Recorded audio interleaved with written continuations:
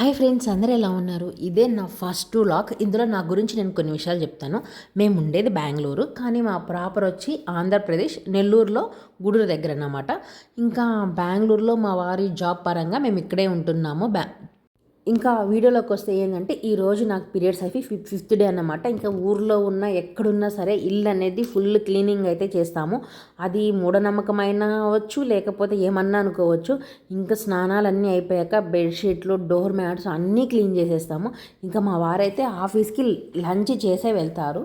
ఇంకా మా వారి కోసం అయితే టిఫిన్ కింద ఈరోజు నేను రాగి జావా ప్లస్ ఎగ్స్ అయితే బాయిల్ చేసి ఇస్తున్నాను. ఎవ్రీడే మేము ముగ్గురం అయితే బాయిల్డ్ ఎగ్ అయినా కానీ లేదా ఆమ్లెట్ అయినా కానీ ఎట్లయినా ఎగ్ అనేది ఖచ్చితంగా అయితే తీసుకుంటాము. నేను అన్నం అనేది కుక్కర్లో అట్లయితే పెట్టను, ఇట్లా వార్చుతాను. నాకు ఎందుకు అట్లా వార్చి తింటేనే ఇష్టం అన్నమాట. ఇంకా మా వాడి టాయ్స్ ఉంటాయండి, ఇల్లంతా ఉంటాయి. యాక్చువల్లీ పిల్లలు ఉన్న వాళ్ళకి తెలుస్తుంది ఇల్లు ఎన్నిసార్లు క్లీన్ చేస్తారో అసలు చెప్పలేము. అలా క్లీన్ చేసి అలా పక్కకి వెళ్ళి వచ్చేసరికి మళ్ళీ ఎక్కడ టాయ్స్ అక్కడ, ఎక్కడ వస్తువులు అక్కడ వేసేస్తుంటారు పిల్లలు.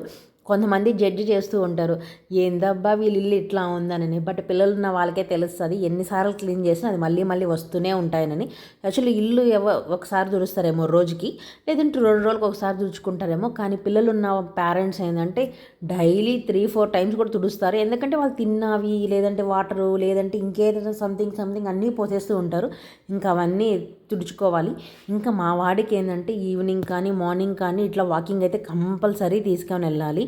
ఇంకా మేము అలా మా బాబుని అయితే వాకింగ్ తీసుకెళ్తూ ఉంటే నేను వీడియో తీసుకుంటున్నానని వాడు చూస్తూ ఉన్నాడు. నాకు ఇంకొక ఛానల్ కూడా ఉంది, బట్ ఆ ఛానల్ని ఇక్కడ ప్రమోట్ చేయను.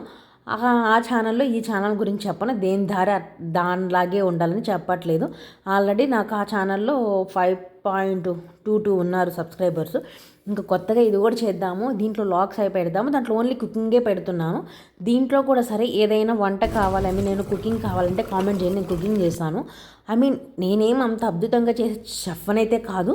నాకు తెలిసిన వంటలు విలేజ్ స్టైల్లో ఎట్లా చేస్తారనేది చేసి చూపిస్తాను. అలానే మేము విలేజ్కి వెళ్ళినప్పుడు మా విలేజ్ ఎలా ఉంటుంది అనేది కూడా నేను చూపిస్తాను, మా పొలాలు ఎలా ఉంటాయని. ఇంక ఇంటికి వచ్చాక ఈవినింగ్ అంతా అయిపోయాక చూడండి మళ్ళీ ఎట్లా ఉంది. ఇవన్నీ సెట్ చేసుకోవాలంటే మళ్ళీ తల ప్రాణం తోక్కొస్తుంది. ఇంకా సాయంత్రం అయితే ఖచ్చితంగా కాఫీ అయితే ఉండాలి. పిండి మనం ఎంత మెత్తగా ఎక్కువ సమయం ఇట్లా బాగా కలుపుతామో దోశ కానీ ఇడ్లీ కానీ అంత బాగా వస్తాయి. అంటే చిన్న ఉండ అనేది కూడా ఉండదు.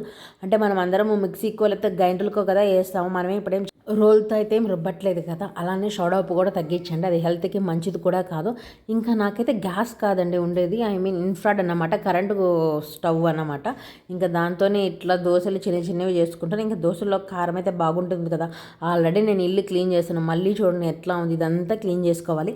ఇంకా 5th డేకి మొత్తం కంప్లీట్ అయిపోద్ది కాబట్టి ఇంకా ఈవినింగ్ నేను పటాలన్నీ తుడుచుకొని ఇంకా పూజ సామాన్ అంతా కడుక్కొని దీపం అయితే పెట్టేసుకున్నాను.